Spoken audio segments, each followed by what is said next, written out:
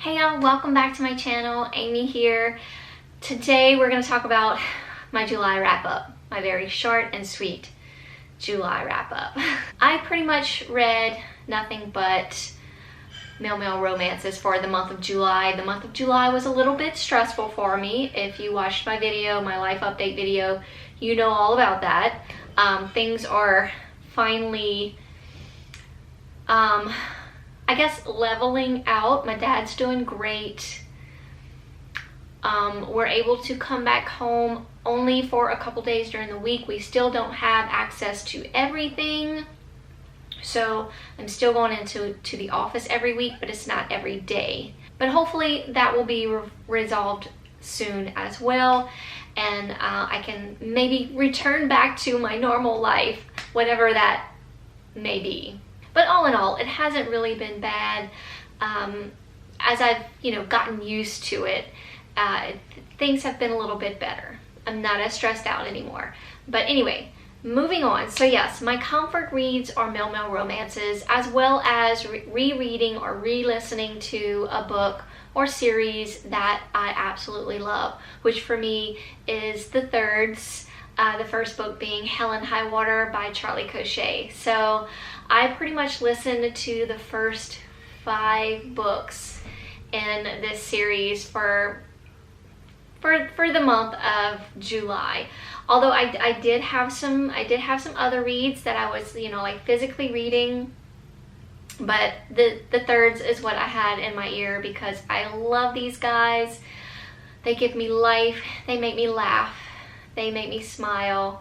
That's just all I wanted in my life at that time. So that's what we did. I did listen to all of these books that I have them already on my Audible library. I can't tell you how many times I've listened to this series over and over again. Absolutely love it. But yes, after the 4th book, I was kind of ready to get back into the groove of things. I was ready to pick up more thrillers. But anyway, going back to the month of July, as I'm listening to The Thirds, I'm also reading male romances. So, the first male romance for the month of July is Bishop, A True Love Story. This is by A.E. Vaya. I did also listen to this book on audio. I think it was on Scribd. I did not really care for the narration, but just the story kept me interested in continuing. So we have Bishop, who is an ex-con. He's kind of hung around the wrong people his whole life. He didn't have the greatest upbringing. His mother pretty much abandoned him and left him with his father, which his father was very much a young man when Bishop was born, and really just was, even though he accepted Bishop and was raising him, he tried to be more of a big brother than a father. But Bishop's dad also has a landscaping company, and Bishop is very good at drawing out landscapes and just very good at like getting the picture of what would look good for your home or your office or wherever you may want your landscaping to take place. During this time, we meet Edison. Edison doesn't think very highly of himself. One of his coworkers sort of bullies him a little bit, but we learn later on why he's being bullied. But Edison is very smart. He's the manager of a law firm, and he loves to read mysteries and thrillers. He also considers himself overweight, so he doesn't really think too highly of himself. He doesn't think he can find true love. In comes Bishop, and Bishop thinks Edison is everything. He thinks he's sexy, he thinks he's beautiful, and he thinks he's smart. All the things that Bishop is not, and loves those things, those qualities in Edison. I really enjoyed like the realistic feel or vibe of the story. Like, don't get me wrong, I love reading about 2 hot buff dudes. I really, nothing wrong with that. It's my favorite. But I enjoyed where we had a little bit of a different character who thought himself was overweight, and just the realistic life that he leads, trying to be on a diet, but yet having trouble with that, getting bullied, that sort of thing. I mean, we do have other bully stories, but I just felt like this had a better realistic vibe to it. I really enjoyed it. I gave it 3 stars. I mean, it wasn't the best story in the world, but I enjoyed it. It was sort of a short and sweet kind of story. Very low angst. If there was any drama happening, it was resolved very quickly. So if you're looking for something that's just sort of light and realistic, I highly recommend it. Then we have Purple Stain. This is by Nat Lewis. It is now available on Amazon. I'll put the link down in the description box below. I gave this, what did I give this? I gave it 4 stars. I really enjoyed it. I had a great time with it. This should not have taken me, well, hello, Miss Bella. This should not have taken me as long as it did to read it, but it was during a time where it was hard for me to find time to actually read a physical book. But I really enjoyed it, highly recommend it. We follow 2 characters here. We follow Hayden, who has a lot going on in his life. He's dealing with very intense panic attacks, anxiety, and just his family life just isn't the best. He's basically having to raise his younger brother and sister.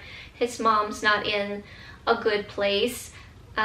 But he finds his happiness in the music that he makes. He has an online presence where people follow him. So that's something that kind of gets him out of his own head. He also has a reputation of sort of being like a ladies' man and, you know, the love him and leave him kind of type.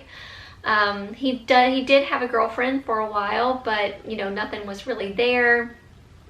It was mainly just the sex for him. So that's sort of the reputation that he has. And then in walks Andy. Andy is actually the cousin of Hayden's ex-girlfriend. Andy is actually he's actually doing his cousin a favor. He's going to pick up a bag that she left at Hayden's house. So here Andy gets to meet Hayden, and a certain little spark kind of flies between the 2 characters. One for Hayden, that he's not sure what it is, but he's very drawn to Andy. And Andy, of course, he's, you know, a very attractive young man in front of him. Andy is openly gay.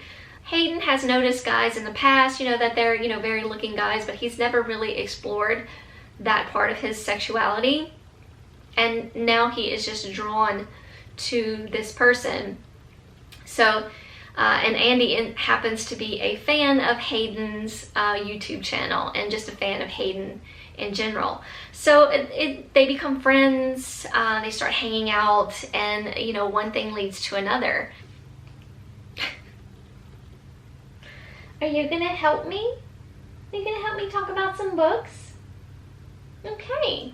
So anyway, I really enjoyed how Hayden just sort of like took it in, like never even thought twice about being with another guy. It was just, he really liked Andy, and he liked him in a way that was more sexual, and he wanted to explore that part of his sexuality.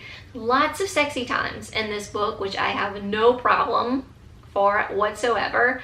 Loved them, loved their time together. Every scene was definitely new and sort of like refreshing between the 2 characters, because Hayden's getting to explore more of what he likes, and Andy is just a very lovable person. Andy does have a broken heart that he's currently mending. He seems to have it all put together. When they meet, he has a house for himself. He comes from like more of a very well-off family, and he tends to care for Hayden and take him in and take care of him, help him through his anxiety attacks. And Hayden is very grateful for this, and which draws him more to Andy, and that just turns into a love. It seems like it's too fast, but the way it's written, it's really not. I feel that it's done very, very well. I feel like their relationship evolves very well. Hayden's anxiety, as well as his family drama, I guess, that he has, is sort of in the background of this story. It more focuses on Hayden and Andy and their relationship, which I loved. But yeah, having the backstory was really good too. Just knowing more about where Hayden comes from and what has, you know, where Andy comes from. I think we'll get to know these characters a lot more once once we get more out of the series. I do believe this is the first book in a series. I think it says so in here. Book 1 of the Cardiff Rainbow series. So yeah, I'm looking forward to what Nat Lewis has in store for us for these guys. Are we going to be introduced to other characters? Yeah, I can't wait. I really enjoyed it. Highly recommend it. Yeah, and it's a beautiful cover. Beautiful cover. Moving on to The Husband Gambit by L.A. Witt. I loved this story. I did listen to it by audio and absolutely loved the narration. So we have another Hayden character in this story. Hayden is, he's having a rough time. He's in college, he's broke. He's living with 2 of his best friends. He's a waiter at this pizza joint. He's also an inspiring actor. And so he's not having any luck getting any gigs. Then he runs across this ad saying, marry me for 1 year for $1.2 million. So, you know, he's thinking, why the hell not? I'm gonna answer this and see where it goes from there. It can't get any worse, right? So in comes Jesse. Jesse is the one who posted the ad. Jesse is, he's a makeup artist on sets of movies. He's the son of, I guess, a very famous actor who is now trying to be the governor of California. But Jesse wants to stop his dad from becoming the governor because his dad is very much a homophobic asshole, and he is putting on a front, you know, being like, oh yes, my son's gay, I accept him, I'm gonna do so much for the gay community, when really he plans on shutting it down for the gay community. So Jesse is out to stop his dad from becoming the governor of California. So this is where the ad comes from. His dad does not like the idea of Jesse being gay, and the thought of Jesse marrying another man is just off limits. He will be abandoned from the family if any of that happens. So of course Jesse wants to do it. So yeah, we have a fake husband trope here, which I really did like it because I loved the 2 characters separately. I loved Hayden and I loved Jesse on their own. When they come together and form this friendship, it was just so nice and lovely. I just lovely. It was really good, and that just of course turned into more. It was just a really fun story. I enjoyed my time with it and highly recommend it. L.A. Witt is one of my favorite male romance writers. I don't read enough of their work, so that needs to happen. Another great listen, this is Devilry. This is by Marley Valentine. This is actually book 2 in the King University series, but I think it's the only male romance in the series.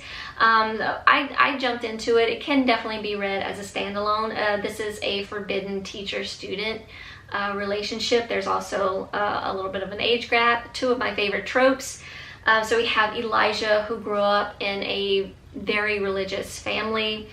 And then we have Cole, who is a new professor at King University. Elijah and Cole literally run into each other by chance. And then when Elijah walks into Cole's classroom, he realizes that he needs to stay away from his student. That was a really good story. I love a good forbidden, especially a teacher-student type of forbidden romance. The age gap, I loved it. The sexual tension between the 2, and they of course were trying to stay away from each other. I really loved both our characters' background stories, with Elijah's very religious family, and then, you know, with Cole and his teaching career. Very good story, highly recommend it. I think it was pretty like a short and sweet kind of story. I did listen to it on audio and absolutely loved the narration. I gave it 5 stars. Then we have Courting the Merman. I finally got to this book. This was also an art given to me by the author, Aramis Jordan. Thank you, Aramis, for always thinking about me when you're putting out a new Merman book. I absolutely love this series, and this one did not disappoint. So this is the relationship between Lewis and Zaid. Zaid is our Merman, Lewis is our, I guess, human. He's one of the men that, from the first book, that are lured into the Merman's deadly hands, I guess. But these Mermen just want to give pleasure to their captors. I really enjoyed, this was also an age gap. Lewis is in his 40s. So this is a little bit of an age gap story. We also have a little bit of like drama that happens in the beginning. You know what, if you read the first book, you know what happens. But so we get more on that part of the story, and then we have a little bit of adventure with these two characters. Zaid also has a past that makes him sort of a more dangerous merman, and that leads to incidences in this book, so he feels like he can't trust himself. I loved how in the beginning Lewis really took to Zaid. All our other characters are sort of fighting these mermen and have never been with another man, and Lewis is just sort of like accepting it and like just enjoying the, you know, how good it feels to be with this merman and all the things that he's doing to him. Yeah, so it was very different from the other books, especially the first two. But I really enjoyed their story. There were some things that I felt like the ending, I kind of felt like wrapped up a little too fast. There was, of course, a very long chapter of a sex scene, and there's talk of the Merman King, which I would have really liked a little bit more on that subject, but I think we're going to get the Merman King in the next book, I think. Don't quote me on that, but I think there's more to come to that part of the story. But I really wanted more to happen with the part of the story in this book. But anyway, overall, I enjoyed my time with this book. Again, it took me way too longer than it should have to read it, but definitely another good installment into the Cursed Merman series. So moving on to my one thriller for the month of July. This is Missing Molly by Natalie Borelli. I don't know how to feel about this book. I gave it a 3-star, but I'm just not sure. It was okay. It definitely was not thrilling at all. Like, and we know right away what happened to Molly, who Molly is. Because she's basically our narrator for this story, except her name is Rachel.